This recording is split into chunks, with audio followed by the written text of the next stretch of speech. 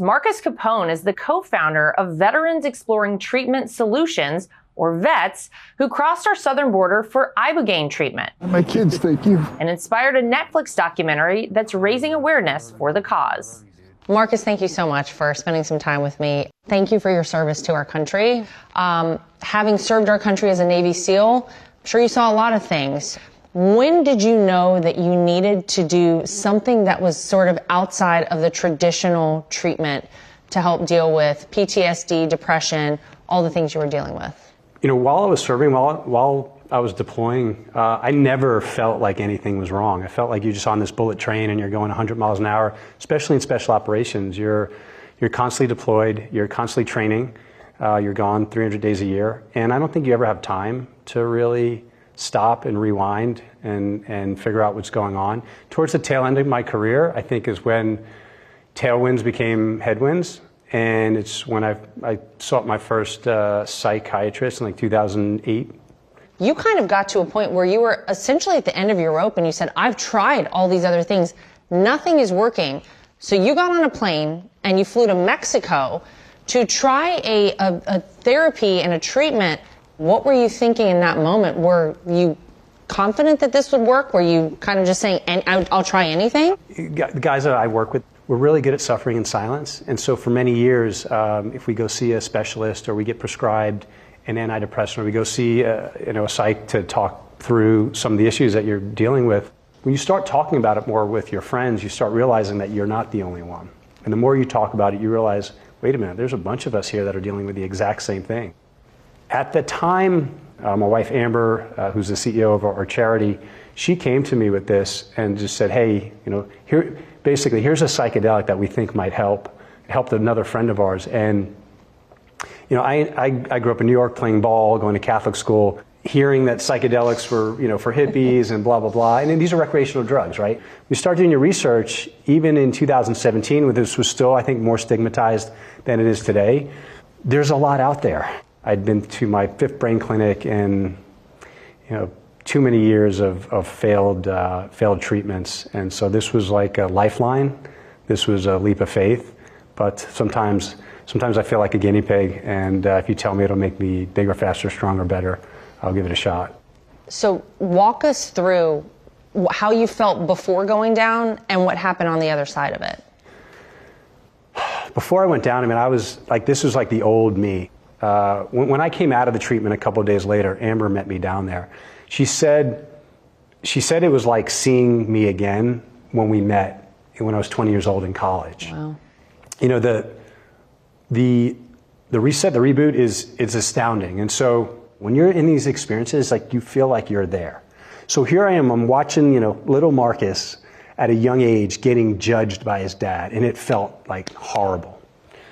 And then the whole scene, the whole perspective shifted.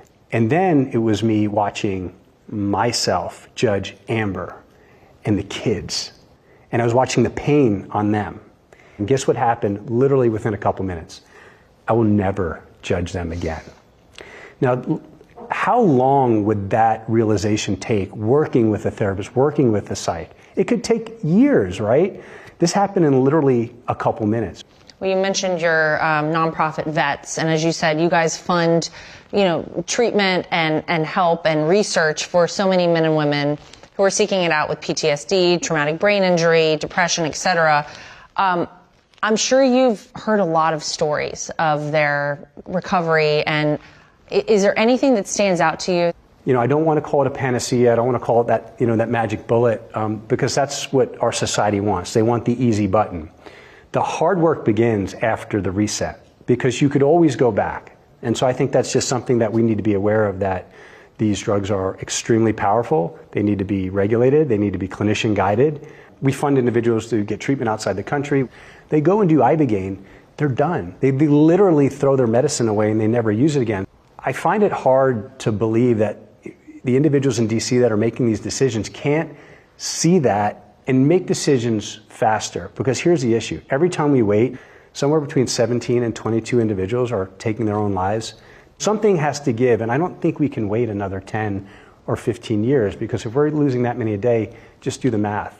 The new administration is trying to, cut red tape and reduce barriers to entry and try to make these treatments more available, try to make a lot of things more available, but I'm focused on mental health care. And so, hopefully, fingers crossed, we'll see something happen here in the near future. If you could talk right now to HHS Secretary Kennedy, to FDA Commissioner McCary, what kind of message would you want to send to them? What would you want to say to them? We just want to say, take a hard look at this. There needs to be funding. Right now, most of psychedelic research is funded by philanthropy. There's only so much that philanthropy can put towards this. There's a lot of money in the federal government. All we're talking about is either shifting or appropriating new dollars for more research. Let's advance it a little bit faster than it's happening. And, we have to be safe, though. We can do everything we can to make this the most safe, effective treatment that we have available. If there's a veteran or anyone out there watching right now who may be struggling, what would your message be to them?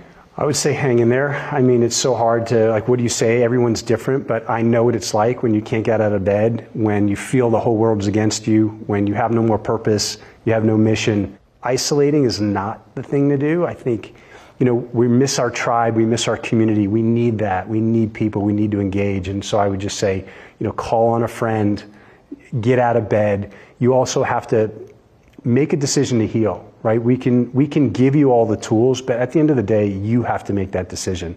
And it's going to be hard. It's not as easy as taking a psychedelic drug and the next day you're fine and life is good. That's when the hard work starts. This just stops the bleeding. This is the catalyst to allow you to heal.